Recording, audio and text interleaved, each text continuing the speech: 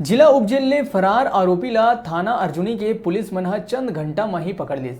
आरोपी के फरार होने की सूचना मिले के बाद तत्काल चारों तरफ ले नाकाबंदी करके ग्राम सेहरा डबरी ले फरार आरोपी इतवारी सिंगला पकड़े गई।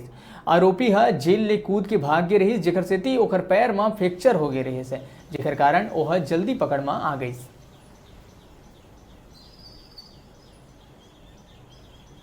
कल थाना भखारा के मामले में जिला जेल में कैदी जो है इतवारी साहू सुबह सुबह जेल से फरार हो गया था, जिसके बाद से लगातार पुलिस प्रशासन ने सभी तरफ नाकेबंदी की थी और उसकी खोजबीन की जा रही थी। बाद में अर्जुनी स्टाफ के द्वारा उसे सेहरा डबरी नाके के पास से पकड़ के लाया गया है, जिसका मेडिकल मुलाहिजा कराया। उसके ऊपर से कूदने की वजह से उसके पैर में फ्रैक्चर हो गया था, जिसके कारण वह भाग नहीं पाया, वहाँ पे रुका हुआ था, जिसको अर्जुनी पुलिस ने पकड़ा है। उसे फिलहाल हॉस्पिटल में एडमिट किया गया है और इलाज करवाया जा रहा है। सूचना अर्जुनी स्टाफ को मिली थी मुखबिर से, तो उसने मौके पर जाके उनसे बरामद किया। उनके पैर में फ्रैक्चर आई है।